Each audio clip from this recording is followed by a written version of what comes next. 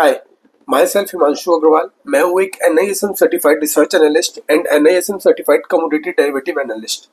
इस वीडियो में हम डिस्कस करेंगे गोल्ड एंड सिल्वर में क्या करंट सिनेरियो में चीजें चल रही है, क्या फैक्टर्स है जो गोल्ड एंड सिल्वर के प्राइसेस को डिटरमाइन कर रहे हैं अभी, क्या फंडामेंटल्स हमें बता रहे हैं, क्या टेक्निकल्स हमें बता रहे हैं। ये सारी चीजें हम इस वीडियो में डिस्कस करेंगे। एंड ये पहला वीडियो है मेरा जिसमें मैं गोल्ड एंड सिल्वर का एनालिसिस ऑन कैमरा कर रहा हूँ। तो मैं पूरा आपको प्रोसेस पता चलेगा कि कैसे स्टार्ट टू एंड में एक एनालिसिस करता हूँ। उसके बाद अगर हम बात करें तो अगर आप डायरेक्टली इस वीडियो में आए तो मैं आपको सजेस्ट करूँगा कि एक बार आप ट्रेडिंग गाइड की मेरी एक सीरीज है पूरी इस चैनल पे, वो पूरी सीरीज देख लें ताकि आपको एक कंप्लीट कॉम्प्रिहेंसिव नॉलेज मिलेगी कि कैसे गोल्ड एंड सिल्वर में ट्रेडिंग हम कर सकते हैं इंडिया में रह के और थ्रू ETFs एंड ऑल। तो एक बार आप पूरी सीरीज देख लें। तो बाकी स्टार्ट करते हैं अपन। सबसे पहले हम देखेंगे फिनविज करके एक वेबसाइट है, उसमें हमें जितने भी ग्लोबल इंडाइसेस है और ग्लोबल कुछ कमोडिटीज है, मेटल्स वगैरह है, करेंसीज के साथ, वो सारा हमें यहाँ पे दिख जाता है एक साथ। तो आज संडे है, आज मार्केट बंद है, आज 3 तारीख है और अभी 4 बज के करीब 40 मिनट हो रहा है। तो यहाँ पे अगर हम देखें तो करेंसीज की अगर हम बात करें तो सबसे इम्पोर्टेंट उसमें रहता है USD। तो उसमें 97 के भी नीचे चली गई थी US डॉलर जो है, एंड अभी डॉलर इंडेक्स जो है वो 98.48 पे क्लोज हुआ है फ्राइडे को। एंड इसमें अगर हम चार्ट की देखें तो यहाँ पे $100 का यहाँ पे चल रहा था US डॉलर्स, एंड टॉप की बात करें तो $110 का टॉप लगा था US डॉलर में, जो कि लगा था अराउंड जनवरी में 15 जनवरी के आसपास। उसके बाद अगर हम देखें तो वहां से एक डाउन ट्रेंड में ही चल रहा है और बॉटम की हम बात करें तो 95.96 यानी करीब $96 का बॉटम लगा था। एंड अभी फिर से उसने $100 टच करके $1.5 का डिप दिया है। एंड विक्स की अगर हम बात करें तो यहाँ पे विक्स है। विक्स हमें बताता है कि कैसे वॉलेटिलिटी चल रही है मार्केट में, इसका मैं पहले भी आपको बता चुका हूँ वीडियोज में। तो विक्स अभी चल रहा है 19.9। तो विक्स की अगर हम चार्ट देखते हैं तो हमें पता चलता है कि विक्स कहीं ना कहीं अभी नीचे लेवल पे नहीं आया है। इसका मतलब कि जो नॉर्मल टर्म्स होते हैं विक्स के, वो वहां से कहीं ना कहीं हाइटेड लेवल में चल रहा है। इसका कारण मेजर जो है वो है ट्रम्प के जो टैरिफ्स अनाउंसमेंट चल रही है एंड कैसे उसमें जो न्यूज आ रही है और जो अभी तक कुछ डील्स फाइनल हुई है, कुछ नहीं हुई है, कुछ कंट्रीज के साथ हो गई है, कुछ नहीं हुई है, एंड कैसे अब आगे का सिनेरियो चलता है उसको देखते हुए अगर हम देखें तो विक्स का 20 के आसपास होना तो बहुत ही नॉर्मल है। बाकी अगर हम देखें तो एक साल का अगर हम व्यू देखते हैं तो करीब करीब कई बार ये विक्स जो है वो 12, 13, 15 के आसपास भी रहा है। पर जब से ट्रम्प आया था जनवरी में, एंड उस समय 20 के आसपास का विक्स चल रहा था करीब करीब। एंड फिर ऑब्वियसली जैसे टैरिफ की अनाउंसमेंट हुई, विक्स जो है वो 17 से लेके सीधा 39 का हाई मारा, एंड देन धीरे धीरे जैसे कि न्यूज डाइजेस्ट होते गई तो विक्स नीचे आता गया। एंड यहाँ पे अगर आप देखोगे तो 2 बार विक्स ने और भी डिप मारा था, 17 का, 16 का, एंड अभी फिर से 20 पे आके खड़ा है। विक्स हमें बेसिकली यही बताता है कि वॉलेटिलिटी कितनी है मार्केट में। इससे हमें पता चलता है कि अनसर्टेनिटी कितनी ज्यादा है क्या, और वो अनसर्टेनिटी बहुत सारी चीजों से रिलेटेड हो सकती है। वो वॉर हो सकती है, ट्रेड वॉर हो सकती है, कोई करेंसी का मूवमेंट हो सकता है, तो बहुत सारी चीजें हो सकती है। अगर मैं आपको पिछले जैसे कि जो भी पिछले 2-3 महीने गए उसका आपको एक छोटा सा एक ब्रीफ दूं तो उसमें हुआ ये है कि पहले ईरान इसराइल की वो हुई, वॉर हुई, मतलब उन्होंने लड़ाई की 10-20 दिन की। फिर US ने जाके ईरान में एक बॉम्ब गिरा दिया, ईरान में एक बॉम्ब गिरा दिया। उसके बाद वहां से वो वॉर जो है रुक गई, उनका सीज फायर का अनाउंसमेंट हो गया। उसके बाद हम देखें तो उसी के थोड़े टाइम पहले या बाद उसी के आसपास इंडिया चाइना की भी इंडिया पाकिस्तान की भी एक वो हुआ था जिसमें इंडिया पे कुछ टेररिस्ट अटैक कर दिया था, तो उसका रिस्पॉन्स इंडिया ने दिया था बाय ऑपरेशन सिंदूर। उसके बाद अगर हम देखें तो अभी रिसेंट में अगर हम बात करें तो थाईलैंड एंड कंबोडिया का मेरे ख्याल से एक कॉन्फ्लिक्ट चल रहा था, जो कि आज या कल में उसका वो हुआ है, सीज फायर का अनाउंसमेंट हुआ है। इसके बीच में हमें फेड और ट्रम्प के बीच में, यानी फेड चेयरमैन जो है जेरोम पॉवेल, उनका, और ट्रम्प जो है डोनाल्ड ट्रम्प, उनके बीच में थोड़ी सी मतलब एक्सचेंज ऑफ आर्ग्यूमेंट्स हुए थे, जिसमें डोनाल्ड ट्रम्प जो है प्रेसिडेंट, उन्होंने काफ़ी सारी मतलब उल्टी सीधी चीज़ें बोल दी थी ट्रम्प के बारे में, फेड चेयरमैन के बारे में। एंड फेड चेयरमैन कुछ खास इसका रिस्पॉन्स नहीं किया था, बट थोड़े दिन पहले जब उनकी मीटिंग थी तो काफ़ी मतलब काफ़ी अच्छी तरीके से उनकी मीटिंग हुई। हालांकि जो डोनाल्ड ट्रम्प चाह रहे हैं कि उन्हें 1 या 1 2 तो छोड़ो, उनको 300 बेसिस पॉइंट का रेट कट चाहिए, यानी कि 3% का। तो ऑब्वियस सी बात है ये उन्हें चाहिए, बट वो हो नहीं रहा है। एंड फेड चेयरमैन जो है, उन्होंने जो अभी की एफओएमसी मीटिंग थी उससे पता चला कि सितंबर में भी रेट कम होने के कोई चांसेस नहीं है। तो एक वो भी कारण था कि सिल्वर और गोल्ड में जो हमें डिप देखने को मिली, उसका एक मेजर कारण वो भी था। इसके बाद अगर हम बात करें तो इंडिया के में भी अगर हम देखें तो टैरिफ की अनाउंसमेंट हो गई थी इंडिया पे 25% plus penalty from 1 August.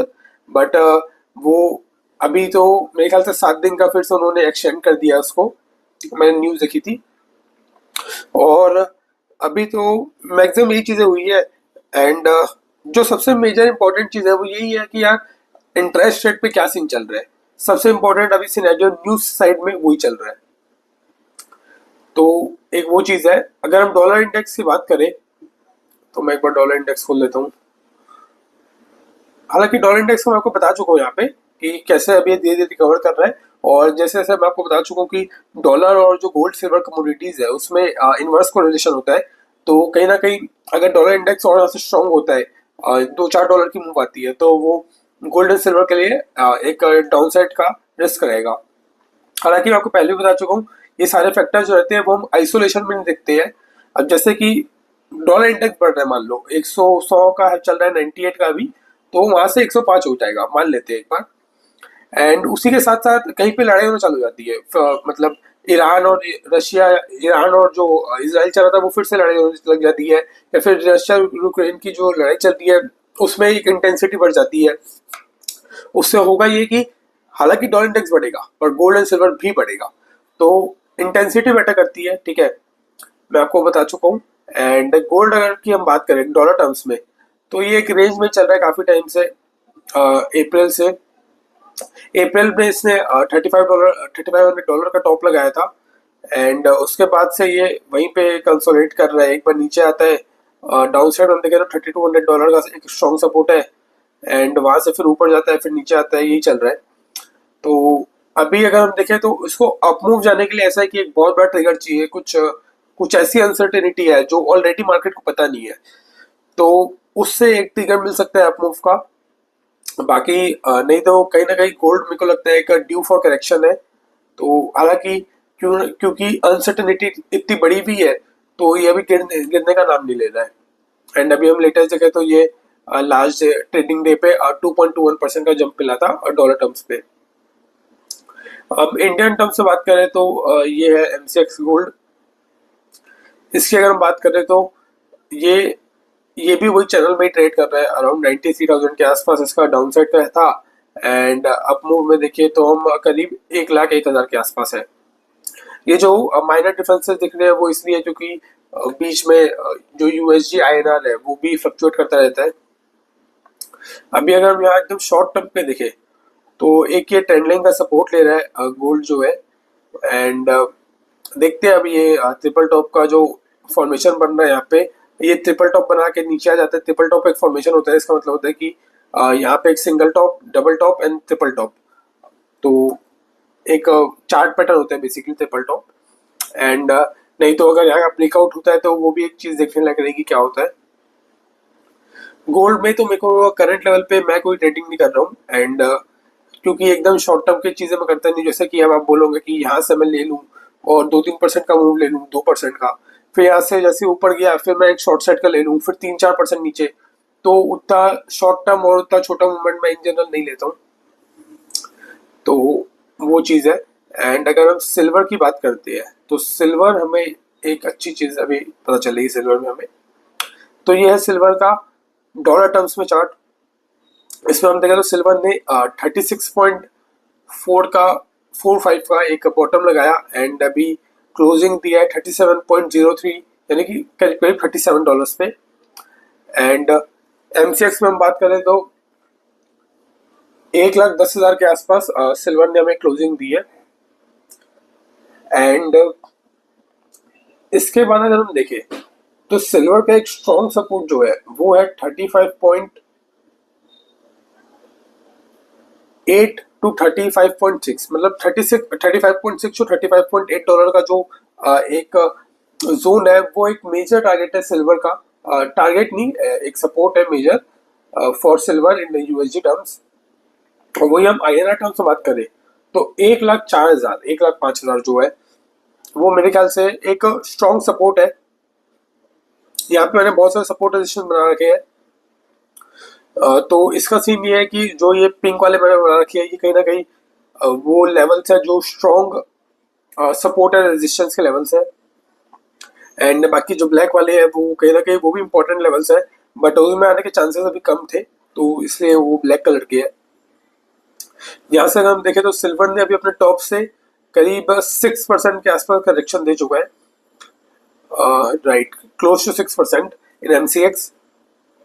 And अभी जो सेंटिमेंट से हमें पता चल रहा है वो ये है कि मेरे को लग रहा है कि हो सकता है कि यहाँ से सिल्वर थोड़ा सा कंसोलिडेट करे। एंड अगर सिल्वर 1,05,000 के आसपास आता है यानी कि यहाँ से और करीब 4 to 5% का मूवमेंट डाउन साइड पे, हालांकि वो 4 to 5% सिल्वर के लिए कोई बड़ी बात नहीं है, वो कभी ऊपर नीचे हो जाता है। अगर वहां आता है तो वहां से हम एक बाय की स्ट्रेटेजी बना सकते हैं। And buy in the sense की बाय ऑन डिप्स टाइप की ना, ऐसा नहीं कि आप 1,04,000 में पूरे पैसे डाल दिए। जैसा आपको मैं पहले भी बता चुका हूँ कि 1,04,000 के आसपास आएगा तो मैं ऑब्वियसली बाइंग करूंगा एक अमाउंट से, बट वो मेरा 100% ऑफ द अमाउंट नहीं रहेगा। तो अभी तो करंट लेवल में देखे तो 1,10,000 में भी मेरे को लगता है कि एक बार ऐसा हो सकता है कि 1,10,000 से ये वापस पुल बैक करके 1,16,000 या 15,000 का जो भी उसका लेवल है वो फिर से टच कर दे। क्योंकि इन जनरल सिंगल टॉप मैंने कमोडिटीज में लगते दिखा नहीं है, डबल टॉप ट्रिपल टॉप की चीजें होती रहती है। तो एक वो भी एक रीजन है। और सेंटीमेंट्स कहीं ना कहीं देखें तो पॉजिटिव ही है सिल्वर के, तो खासकर ऑल अराउंड द वर्ल्ड भी और इंडिया में भी। तो ये जो एक डिप आई है तो इसे कहीं ना कहीं हमें एज अ बाइंग स्ट्रेटेजी तो लेना ही चाहिए। बट 1,10,000 के आसपास यार मेरा इन्वेस्ट करने का मन थोड़ा कम कर रहा है। थोड़ा सा रिस्क है, हालांकि देखते हैं अगर यहाँ से 1-2% डाउन मूव मिला तो हो सकता है कि यहाँ पे मैं एक अमाउंट बाय कर लूँ सिल्वर पे। बाकी अगर हम इंडिकेटर्स की बात करें अगर अपन अब, तो इंडिकेटर्स हम सबसे पहले देख लेते हैं MACD क्या बोल रहा है। MACD की अगर हम बात करते हैं तो इसका मैं एक बार वो चेंज कर देता हूँ इनपुट्स, इसको हम कर देते हैं black colour and signal line को कर देते हैं रेड कलर। ओके, तो MACD जो है वो डेली में हम देखेंगे। डेली में अगर हम देखें तो एक क्रॉसओवर दे चुका है, बियरिश क्रॉसओवर। तो इसका एक मतलब ये रहता है कि कहीं ना कहीं हो सकता है कि ट्रेंड रिवर्सल का साइन है ये। तो चांसेस है कि सिल्वर यहाँ से थोड़ी सी और डिप भी दिखा दे, बट क्योंकि ये जीरो लाइन के ऊपर हुआ है तो उतना श्योरिटी नहीं है कि ये होए, मतलब रिवर्सल कंप्लीट हो सकता है कि यहाँ से सेंटिमेंट्स क्योंकि स्ट्रॉन्ग है जैसा कि मैंने आपको बताया, तो हो सकता है यहाँ से वापस रिवर्सल दे दे और सिल्वर वापस 1,16,000 1,15,000 का जो भी उसका लेवल है उसको टच कर दे। एक वो चीज़ है। इसके बाद अगर हम बात करें तो RSI हमें क्या बताते हैं देख लेते हैं। RSI तो अभी 47 के आसपास है, कहीं ना कहीं न्यूट्रल स्टेज में ही है मैं बोलूँगा। 60 के ऊपर होता है और मोमेंटम में होता है डाउनवर्ड से अपवर्ड, ट्रेंड अपवर्ड होता है, तो मेरे को लगता है कि कहीं ना कहीं हम बाइंग कर सकते हैं। एंड अराउंड 30-40 के आसपास होता तो हमें लगता है कि एक वैल्यू बाय कर सकते हैं, बट अभी वो दोनों लेवल नहीं आया है तो इसमें तो हमें कुछ नहीं करना है RSI के बेसिस पे। चॉपीनेस इंडेक्स की हम बात करें अगर, तो चॉपीनेस इंडेक्स के हिसाब से भी मेरे ख्याल से अभी कोई सेंटिमेंट नहीं आया है। यहाँ पे एक आया था एक छोटा सा मूवमेंट का, बट कोई मेजर मूवमेंट का अभी तक चॉपीनेस इंडिकेटर हमें कोई इंडिकेशन नहीं दे रहा है। अल्सर इंडेक्स की अगर हम बात करें तो अल्सर इंडेक्स हमें क्या बता रहे हैं। अल्सर इंडेक्स हमें अभी कुछ भी खास चीज नहीं बता रहा है। तो अल्सा इंडेक्स के हिसाब से भी अभी हमें कोई खास बाइंग सेलिंग पोजीशन नहीं बनानी है। तो बेसिकली मार्केट अभी कहीं ना कहीं एक साइडवेज ट्रेंड में चल रहा है। आने वाले दिन में पता चलेगा कि कैसे ये मार्केट अनफोल्ड होता है। 2 महीने में दिवाली है, तो मेरे को नहीं लगता कि बहुत ज़्यादा डाउनसाइड मूवमेंट देखने को मिल सकता है। कहीं ना कहीं हो सकता है कि यहाँ से एक अपमूव आ जाए थोड़ा सा डाउनसाइड दिखाने के बाद। तो हमें जो भी डिप मिलेगी, पहली डिप मिलेगी एक अच्छी, हम वहाँ पे बाइंग स्टार्ट कर देंगे। तो अगर मेरे को लगा तो मैं एमसीएक्स में आपको मैं बता चुका हूँ, एक बार मैं आपको बीस में बता देता हूँ, सिल्वर बीस, क्योंकि अपन गेम उसी में करते हैं। सिल्वर बीस, ये रहा। तो ये निपॉन इंडिया का एटीएफ है सिल्वर बीस के नाम से। यहाँ पे अगर आप देखोगे तो ये तो मेजर सपोर्ट में आ ही चुका है अपने 105 के। अगर आपको याद होगा तो मैंने जो लास्ट सेलिंग की थी वो 106 के आसपास की थी। तो कहीं ना कहीं वो वापस से वहां पे आ चुका है। तो इसमें कोई बुराई नहीं है अगर आप यहाँ पे भी एक बाइंग कर ले इस लेवल पे भी। बाकी 100 का लेवल जो है वो ऑब्वियसली 100 201 का लेवल एक काफी अच्छा लेवल होगा बाइंग के लिए। उसके नीचे आने के चांसेस अभी बहुत मुश्किल है करंट सिनेरियो में, बट हो तो कुछ भी सकता है। तो अगर और भी नीचे आता है तो हम ऑब्वियसली बाय ऑन डिप्स की स्ट्रेटेजी लेंगे। तो कंक्लूजन ये है कि आपको क्या करना है ये मेरे को नहीं पता, क्योंकि मैं एक सेबी रजिस्टर्ड एडवाइजर नहीं हूँ। जो भी चीज़ें मैंने एनालिसिस वगैरह की है वो प्योरली एजुकेशनल और इन्फॉर्मेशन पर्पज के लिए है। मैं क्या करूँगा वो ये है कि अभी तो मेरे को लग रहा है कि अभी थोड़ा देर रुक जाता हूँ, बट 105 के नीचे अगर आता है थोड़ी थोड़ी मैं बाइंग स्टार्ट कर दूंगा। एंड हो सकता है 106 में भी बाय कर लूँ, अगर कल देखते हैं मार्केट कैसा रहता है। अगर मेरे को लगा तो मैं कल एक बाइंग कर लूंगा थोड़े एक छोटे अमाउंट की। उसके बाद हम देखें तो 100 के आसपास आता है तो ऑब्वियसली एक बड़ी बाइंग का लेवल ट्रिगर हो जाएगा। तो एक वो चीज़ रहेगी। एंड आपको हमेशा जो मेरा एनालिसिस है वो ऐसे देखना है कि जो भी आपको मैं एनालिसिस बता रहा हूँ ये है मेरा पर्सपेक्टिव, मेरा व्यू, मेरा एनालिसिस। अब आपको देखना है कि ये एक व्यू है, एक पॉइंट ऑफ व्यू है। अब आपको अपना पॉइंट ऑफ व्यू देखना है कि आपको क्या लगता है, आपको क्या एनालिसिस, आपका पर्सनल एनालिसिस क्या बोलता है। आप जो चीज़ें मैं कर रहा हूँ वो आप खुद से करो, अपना एनालिसिस निकालो, अपना लॉजिक लगाओ। उससे आपको जो रिजल्ट मिलते हैं अपने खुद के एनालिसिस से, उससे आपको एक ट्रेड या फिर वो लेना है। और अगर आप उतने कॉम्पिटेंट नहीं है या फिर आप उतने प्रोफेशनल नहीं है तो ऑब्वियसली रजिस्टर्ड एडवाइजर्स होते हैं, आप उनसे एडवाइजरी ले सकते हैं। तो ये था आज का वीडियो। एंड मेरे ख्याल से एक मैंने काफ़ी, आप बोलो कि इजी इजी वे में चीज़ें एक्सप्लेन कर दी। अगर आप देखोगे तो इसको काफ़ी ज़्यादा कॉम्प्लिकेट किया जा सकता है। और ऐसे ऐसे टर्म्स में अगर यूज़ कर दूं कि एफओएमसी मीटिंग का ये आया, यूएस एम्प्लॉयमेंट डेटा ये हो गया, तो अननेसेसरी उसमें कंफ्यूजन हो जाएगी। तो मैंने थोड़ा सिंप्लीफाई किया है इसको। बाकी ये अश्योर्ड है कि मैं बैक ऑफ द कैमरा जो है सारे एनालिसिस ऑलरेडी कर चुका हूँ एक बार। जो भी मीटिंग्स वगैरह का डेटा है, अनएम्प्लॉयमेंट डेटा है, नॉन फार्म पेरोल और जितनी भी चीज़ें हैं उसका एनालिसिस मैं कर चुका हूँ। एंड मेरा पॉइंट ऑफ व्यू वही है कि भैया गोल्ड में तो अभी कुछ खास बाय सेल की स्ट्रेटेजी नहीं दिख रही है, 2-4% के ऊपर नीचे हो रहे हैं। सिल्वर में हम बाइंग स्टार्ट कर सकते हैं, हम मतलब कि मैं। एंड उसके बाद अगर 1,04,000 1,05,000 आते हैं एमसीएक्स में तो एक बाइंग का अच्छा मौका मिलेगा। तो दैट्स इट। एंड एक बार सारी पूरी जो पुराने वीडियो था उसको देख लेना, नोट से रेफर करना। एंड बढ़िया से करो यार, हो गया, दैट्स इट।